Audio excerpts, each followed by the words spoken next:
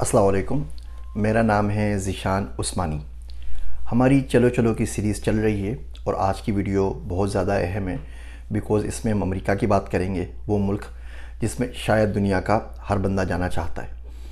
America के अंदर visa की कोई 50 से ऊपर कैटेगरीज़ हैं। हम में से बहुत से लोगों को उन कैटेगरीज़ का पता नहीं होता, तो ये बात मालूम ही नहीं होती कि किस किस्म के वीज़ा के लिए हम एलिजिबल हैं और क्या ऑप्शन भी मौजूद है कि हम इस वीज़ा पे अप्लाई कर सकें या ना कर सकें।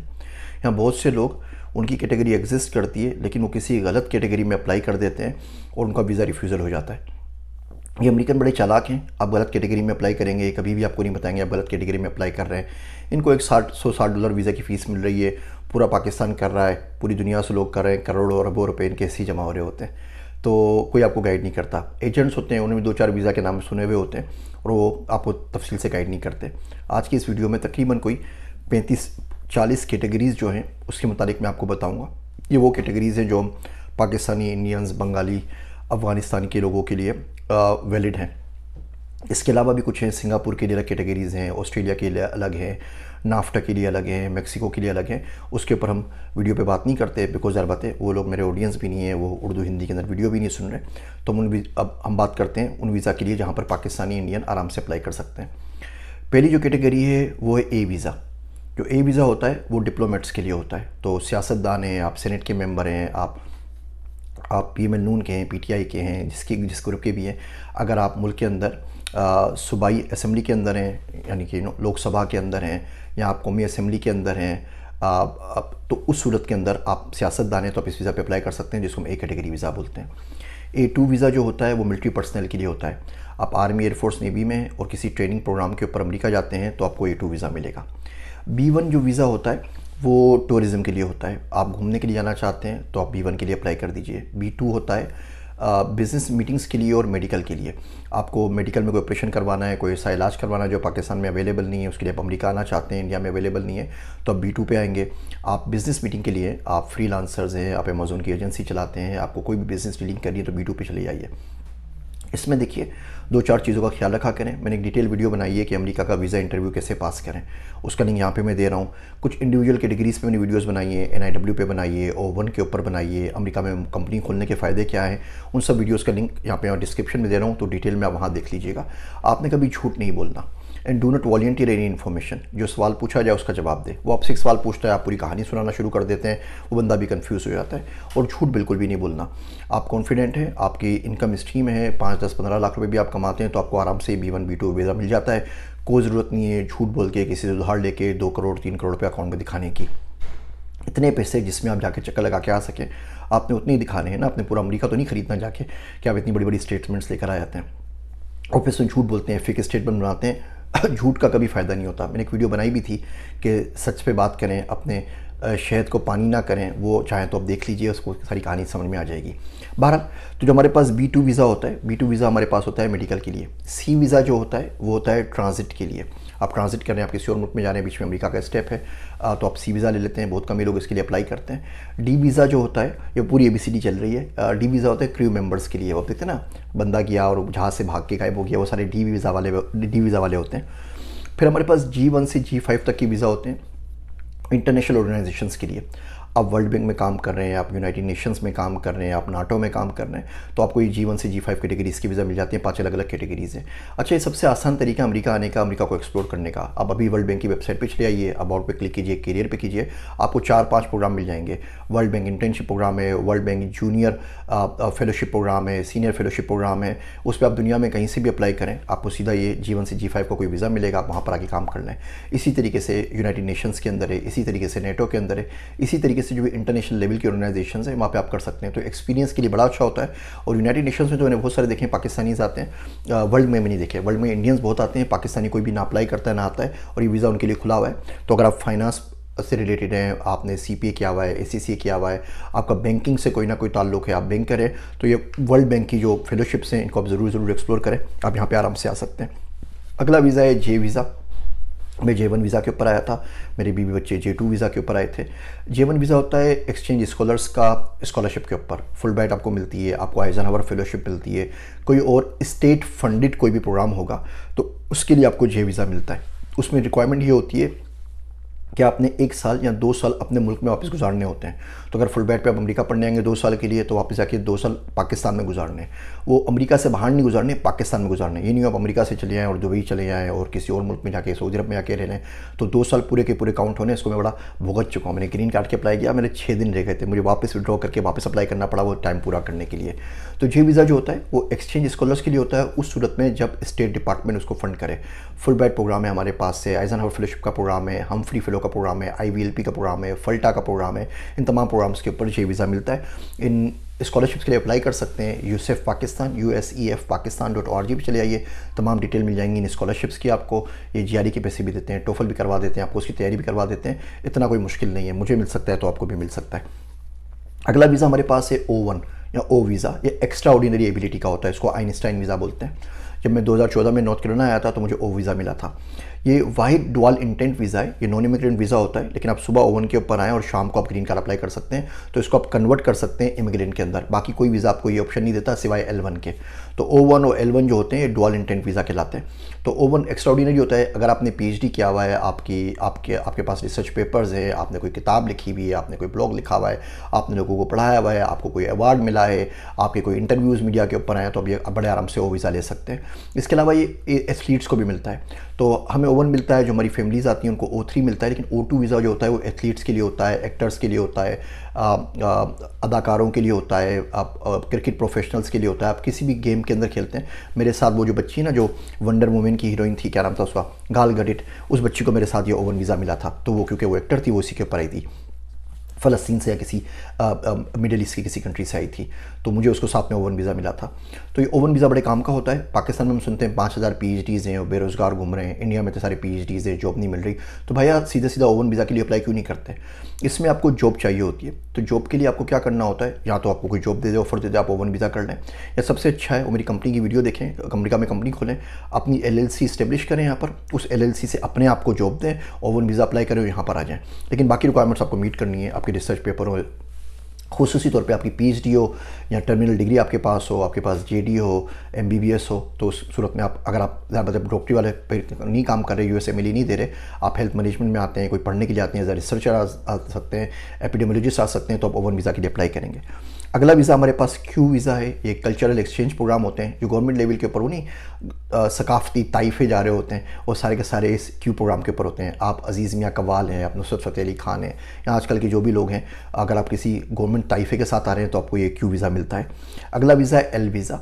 L1 वीज़ा जो होता है वो इंट्रा कंपनी ट्रांसफ़र होता है। आप माइक्रोसॉफ्ट पाकिस्तान में काम करते हैं, आपको USA आना है। आप चेरीज़ जिनाटा पाकिस्तान में काम करते हैं, आपको US में आना है। आपने एमिरेट्स में काम करते हैं, आप अमेज़न दुबई में काम करते हैं, आप कहीं पर भी आते हैं, वो कंपनी अगर अमेरिका में मौजूद है और उसकी किसी सब्सिडी या ब्रांच के अंदर आप काम कर सकते हैं, तो आप L1 पे आ सकते हैं।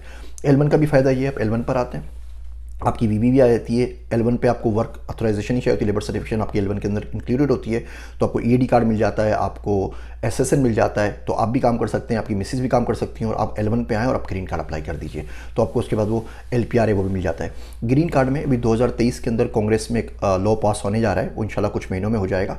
तो उसमें वो तमाम लोग जो अमेरिका में 5 साल से ज़्यादा सकूनत इख्तियार किए हुए हैं, भले वो इलीगल हैं, भले कोई डॉक्यूमेंट नहीं है, उनको भी लोग ग्रीन कार्ड दे रहे हैं। उसको कह रहे हैं पर्सपेक्टिव लॉफुल परमानेंट रेजिडेंट, तो LPR कहते हैं, तो उसको PLPR कह रहे हैं। पहले वो 3 साल का PLPR मिलेगा, उसके बाद फिर उनको LPR मिल जाएगा। तो वो तमाम लोग जो यहाँ पर गैर कानूनी तौर पे रह रहे हैं अमेरिका में पिछले 5 सालों से, उनकी तादाद मिलियंस के अंदर है। तकरीबन कोई 20 मिलियन से ऊपर ऐसे लोग हैं। उसका जो बिल आ रहा है उसका लिंक भी मैं आपको शेयर करता हूँ, अभी वो अप्रूव नहीं हुआ है, लेकिन वो पूरी उम्मीद है कि वो बाईपार्टीशन बिल है, तो रिपब्लिकन की सपोर्ट भी है और डेमोक्रेट की भी है, तो वो अप्रूव हो जाएगा। O1 वीज़ा पे बात करते हैं तो इससे रिलेटेड एक नया वीज़ा है NIW, नेशनल इंटरेस्ट वेवर। हुआ ये कि ये रशिया की जंग चल रही है यूक्रेन के साथ और चाइना के साथ, बदतमीज़ी लड़ाई चलती रहती है अमेरिका की, तो अमेरिका ने बोला हम अपनी टेक्नोलॉजी खुद बनाएंगे, हम अपने चिप्स खुद बनाएंगे, हम 5G टेक्नोलॉजी खुद बनाएंगे, और हम चाइना का जूम शूम यूज़ नहीं करेंगे, टिकटॉक वगैरह यूज़ नहीं करेंगे, सब कुछ खुद बनाना है। खुद बनाने के लिए बंदा चाहिए, बंदा मौजूद नहीं है, तो उन्होंने बोला कि ये 30-32 टेक्नोलॉजीज़ हैं, इस पर दुनिया में कहीं भी बंदा मौजूद हो, बैचलर्स किया हुआ हो, 5 साल का एक्सपीरियंस हो, सीधा NIW के ऊपर आ जाए। आपको सिरे से कोई जॉब ऑफर ही नहीं चाहिए। O1 में तो जब जॉब ऑफर चाहिए, या कंपनी बनाओ, अपने आपको जॉब दो, उसकी सर्टेन रिक्वायरमेंट है कि 10,000 सैलरी हो, आपने PhD किया हो, इसमें कुछ नहीं। बैचलर्स, 5 साल का एक्सपीरियंस, अपनी फील्ड में आप माहिर हो, आप ऐप डेवलपर हैं, आप ब्लॉकचेन पे काम करते हैं, आप डेटा साइंस पे काम करते हैं, आप आर्टिफिशियल इंटेलिजेंस के ऊपर काम करते हैं, आप डिजिटल मार्केटिंग के गुरु हैं, आप यूट्यूब के कंटेंट क्रिएटर हैं, बैचलर्स हो, आपको 5 साल की हो, जो लोग बोलते रहते हैं ना डिग्री नहीं चाहिए, डिग्री नहीं चाहिए, वाजा चाय वाला बाकी तमाम, उनको जाके वीडियो दिखाइए, बोलिए ना मुझे वीज़ा लेके दिखाइए BA डिग्री के। पूरी दुनिया में डिग्री चाहिए भैया, ना आपको जॉब मिलती है ना वीज़ा मिलता है, पता नहीं कौन सी चक्कर में आप लोग लगे रहते हैं। तो भारत, तो उसके ऊपर NIW के ऊपर आ जाइए।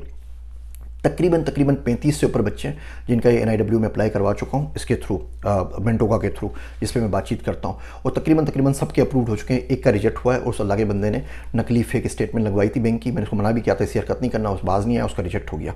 वो आगे वाले लोग ना बड़े चालाक हैं, वो सोशल मीडिया स्कैन करके ना, वो मेरी अपनी वीडियोज़ देखी होंगी डेटा साइंस कोर्स के अंदर, तो हम लोग मालूमात निकाल सकते हैं, तो गवर्नमेंट क्या कुछ मालूमात नहीं निकाल सकती। तो झूठ आपने कभी भी नहीं बोलना, अपना मुंतखब कर लें, अपने जाना कहाँ है। एक बच्चे को फुलब्राइट मिली स्कॉलरशिप पे वीज़ा रिजेक्ट हो गया, वो मेरे पास आया, उसकी फेसबुक पे गया तो उसने वो खूब गालियाँ लिखी थी, अमेरिका के ऊपर बैनर ही लगाया होता। मैं कहा बेटा साइट चूज़ कर लो ना, वहाँ या तो स्कॉलरशिप देके उनके पैसों पे जाके पढ़ना है या उनको गालियाँ देनी है। गालियाँ देनी है तो फिर अप्लाई क्यों करते हो उसके ऊपर? अब वीज़ा नहीं मिला, बिल्कुल ठीक वीज़ा नहीं मिला, अंधे तो नहीं ना, वो लोग भी देख रहे हैं। अच्छा, तो NIW के लिए आप ज़रूर अप्लाई कीजिए, ये तो बिल्कुल गोल्डन चांस। हम बोलते हैं ना 20 साल पहले लोग वो DV वीज़ा पे आए थे, डाइवर्सिटी वीज़ा, लॉटरी के ऊपर लॉटरी निकली, ग्रीन कार्ड लेकर आ गए, बड़े फ़ायदे में रहे, अब ऐसा नहीं होता। 20 साल बाद लोग इसी तरह बोल रहे होंगे यार ये लोग बड़े अच्छे थे, NIW के ऊपर आ गए, अब ऐसा नहीं होता।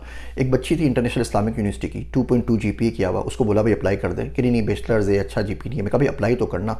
उस बच्ची ने अप्लाई किया, रावलपिंडी से लेके न्यूयॉर्क लैंड करने तक टोटल प्रोसेस 5 हफ्ते का, दैट्स इट। उसका रेगुलर टाइम जो 18 महीने का है, उसमें भी प्रीमियम प्रोसेसिंग निकाल दी है। अब 2,500 रुपये ऊपर दें तो आपको 15 दिन में जवाब आ जाता है। वो ज़्यादा RFE भेज देंगे, रिक्वेस्ट फॉर मोर एविडेंस, उसके बाद भी 3 महीने में आ रहे हैं पार। आज अप्लाई करें, 15 दिन बाद आपका वीज़ा आपके हाथ में होगा, यहाँ पर आएँ सीधा ग्रीन कार्ड लें, कोई जॉब ऑफर नहीं चाहिए, कोई बैंक स्टेटमेंट दिखानी, कुछ नहीं दिखाना, बस ये बताना है भाई मैं अहल हूँ। पूरी दुनिया में अगर आप अहल हैं, आप पैसा कमा के दे सकते हैं, दुनिया आपको वेलकम करती है। आप जाके बोझ बनेंगे, पैसा खाएंगे, दुनिया बोलेगी भाई जिस मुल्क में हो ना उसी मुल्क में रहो, हमारे पास आने की ज़रूरत नहीं है। हमारे पास 14 करोड़ बच्चा है, सबके सब फ्रीलांसर्स हैं, 87,000 फ्रीलांसर्स हैं। तो फ्रीलांसर्स बैचलर्स डिग्री अगर उनके पास है तो यहाँ अप्लाई क्यों नहीं करते?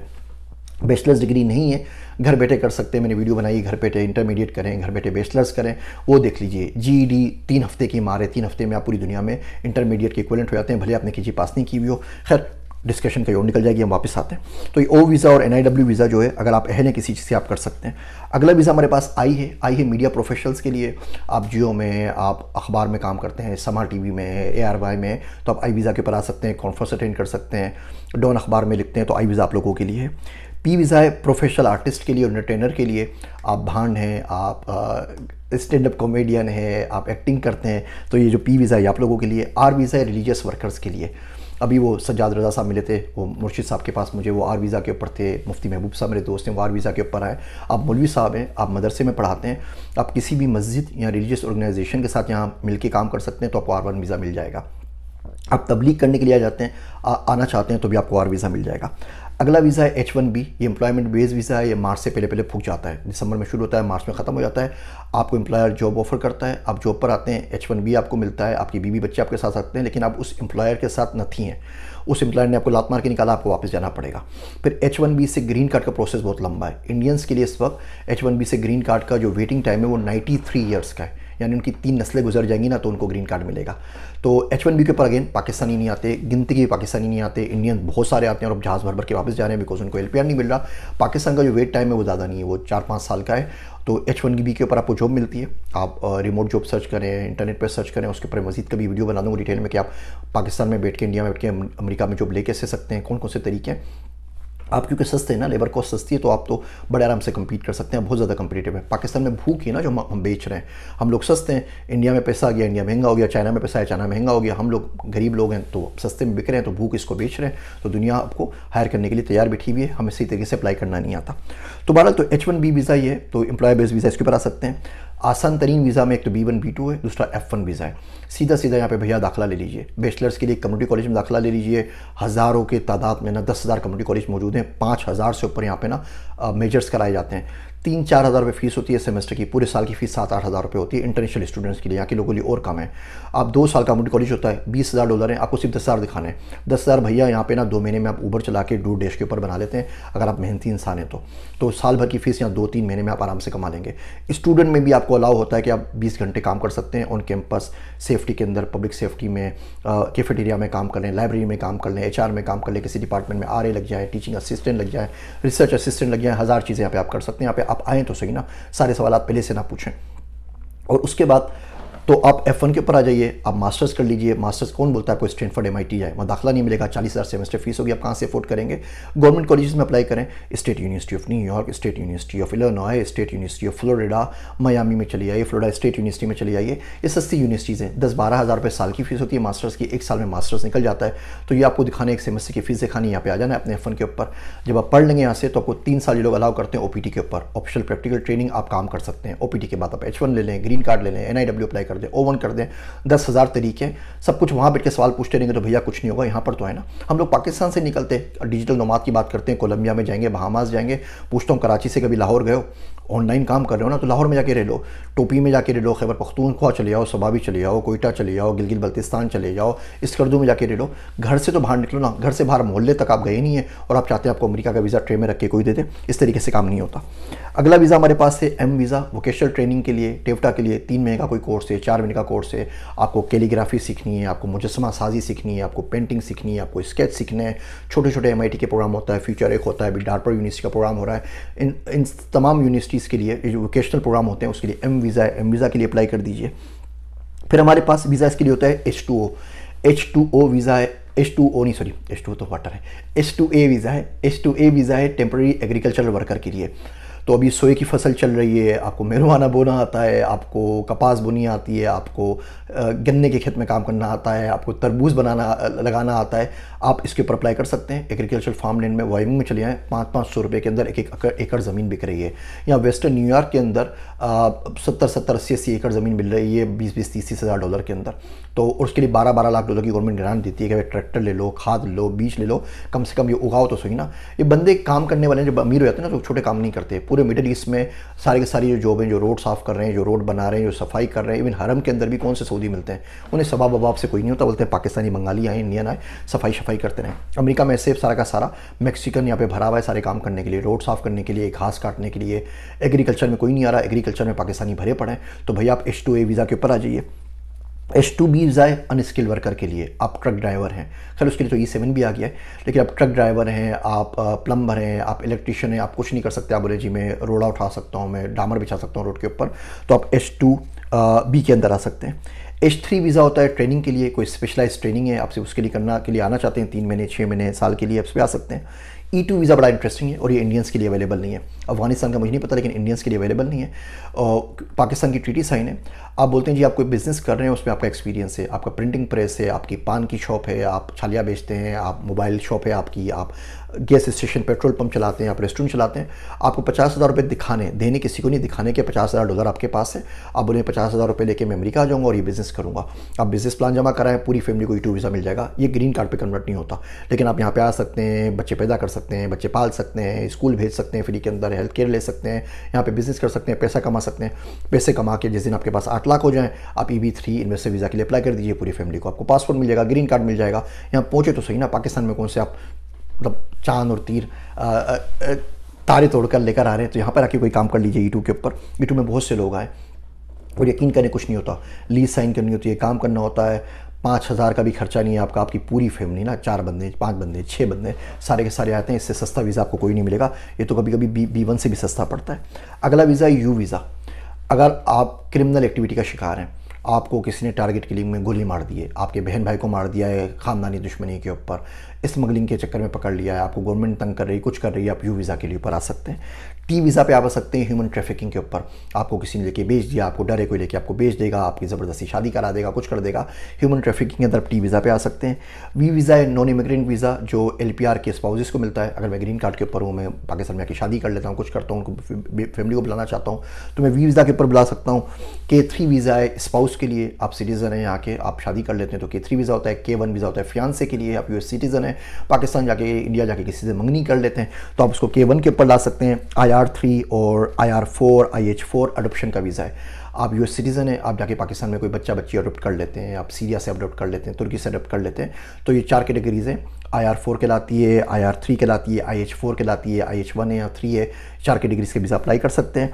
फिर हमारे पास F2A और F2B है। आप लॉफुल परमानेंट रेजिडेंट है, मैं सिटीज़न की बात नहीं कर रहा, सिटीज़न तो बुला ही सकता है। अगर आप यूएस सिटीज़न है तो अपने बहन को बुला सकते हैं, भाई को बुला सकते हैं, जितने भी बहन भाई हैं सबको बुला सकते हैं। उनका टाइम है 10 साल का वो लगता है, लेकिन उन सबको सीधा ग्रीन कार्ड मिल जाता है। अपने माँ बाप को भी बुला सकते हैं। तो अब बहुत से लोग पूछते हैं कि जी मैं ऐसी कंट्री जाना चाहते हैं जहाँ पे माँ बाप को बुला सकते हैं, तो अमेरिका उसमें से। लेकिन अगर लॉफुल परमानेंट रेजिडेंट भी हैं तो उस सूरत में भी आप उन बच्चों को बुला सकते हैं जिनकी उम्र 21 साल से कम है और अनमेरिड है। आप उन बच्चों को भी बुला सकते हैं जो 21 साल से ज़्यादा हो लेकिन अनमेरिड हो। उसकी एक शिक होती है कि जी वो स्कूल पढ़ रहे हैं, कॉलेज पढ़ रहे हैं, आप उनको फंड कर रहे हैं, वो खुद से कुछ कमा धमा नहीं रहे, शादी नहीं की है, तो आप उनको भी बुला सकते हैं। और आपकी ज़ाहिर बात है आपकी स्पाउस है, आप अमेरिका आ गए हैं, ग्रीन कार्ड है, आपकी शादी में बीवी बच्चे पाकिस्तान रह गए या बीवी पाकिस्तान रह गई है, तो उसको आप बुला सकते हैं F2B वीज़ा के ऊपर। इसके अलावा कुछ अलग वीज़ा हैं, SQ है, SI है, ये पूरी सीरीज़ है उन अफ़गानियों के लिए, उन इराकीज़ के लिए जिन्होंने यूएस गवर्नमेंट का साथ दिया, यूएस गवर्नमेंट के लिए काम किया, या अमेरिका, अफगानिस्तान या इराक से अमेरिका आना चाहते हैं। DV डाइवर्सिटी वीज़ा में पाकिस्तान अप्लाई नहीं कर सकता, वो लॉटरी ख़त्म हो गई है। SB वीज़ा हमारे पास होता है रिटर्निंग रेजिडेंट्स के लिए। TN1 वीज़ा है नाफ्टा रेजिडेंट्स के लिए। अगर आपके पास कैनेडियन पासपोर्ट है, भले आप पाकिस्तानी है या आप मेक्सिको में रहते हैं और आपके पास वहाँ का पासपोर्ट है, तो आप TN1 वीज़ा के ऊपर आके अमेरिका में काम कर सकते हैं। इस छोटी सी वीडियो का, चल छोटी सी बड़ी वीडियो हो गई है, मेरी ज़िंदगी की सबसे बड़ी वीडियो है। मैं सिर्फ ये आपको बताना चाह रहा था कि कौन कौन सी वीज़ा कैटेगरीज़ हैं। ये 35-40 कैटेगरीज़ मैंने आपको बताई हैं ताकि आपका दिमाग थोड़ा सा खुले कि दुनिया में तमाम के तमाम तरीके लीगल तरीके से अवेलेबल हैं काम करने के, आगे बढ़ने के, हम किन जगहों पर जा रहे हैं। इन वीज़ा कैटेगरीज़ के लिंक मैं यहाँ पर दे रहा हूँ, मुझे कमेंट में ज़रूर बताइएगा अगर आप चाहते हैं कि इनमें मैं डिटेल वीडियो बना दूँ। जिनका देखिए मुझे पता है, ओवन का मुझे पता है, NIW का पता है, उसकी वीडियो बना चुका हूँ। फुल ब्राइट स्कॉलरशिप का पता है, एज़ फेलोशिप का पता है, उसकी मैं वीडियोस बना चुका हूँ। F1 की मैंने आपसे काफ़ी डिटेल में बात कर ली, आप किस यूनिवर्सिटीज़ में अप्लाई करें, कम्युनिटी कॉलेजेस क्या होते हैं। इसके अलावा भी कोई ऐसी कैटेगरी है जिसके बारे में आप तफसील से जानना चाहते हैं और उसमें अगर मेरा एक्सपीरियंस हुआ, मैं सिर्फ उस चीज़ के ऊपर बात करता हूँ जिसका भैया मुझे पता है, जिसका नहीं पता जहाँ मैं भी इंटरनेट से ढूंढूंगा, आप खुद इंटरनेट से जाके ढूंढ लीजिए। लेकिन मुझे ज़रूर बताइएगा, मैं पूरी कोशिश करूँगा कि थोड़ी सी रिसर्च करके, मेहनत करके उसके ऊपर आपको बताऊँ। अब आप मुझे बताइए कि मैं अमेरिका के तमाम वीज़ा के ऊपर अलग अलग कैटेगरीज़ पे 40-45 वीडियोस बना दूँ या बाकी मुल्कों को, कंट्रीज़ को कवर करूँ। मेरा बड़ा दिल चाह रहा है मैं कोलंबिया के ऊपर, पीरू के ऊपर, साउथ अमेरिका पे बात करूँ, फिर हम अफ्रीका चले जाएँ, फिर हम मिडिल ईस्ट के ऊपर आ जाएँ। वीडियोस देखते रहिए, शेयर करते रहिए। मेरा पूरा मिशन बना हुआ है अगले के 10 सालों के अंदर मुझे 2 करोड़ पाकिस्तानियों को पाकिस्तान से बाहर भेजना है। वो $250 बिलियन की रेमिटेंस भेजेंगे, हमारे सारे मसले हल हो जाएंगे, हमें लोगों से भीख नहीं मांगनी पड़ेगी। और जो लोग यहाँ पर आ जाएंगे दूसरे मुल्कों में पाकिस्तान से बाहर निकल के, उनकी ज़िंदगियाँ संवर जाएंगी। अगर आपको लगता है ये मेरी कोशिश हुब्बुल वतनी के ख़िलाफ़ है तो आप सोच को ना अपनी तेज़ाब से धो लीजिए। ऐसी बात नहीं है, this is as patriotic as it can get. मेरे वास्ते दुआ कीजिएगा। मैं हूँ आप सबका ज़िशान उस्मानी।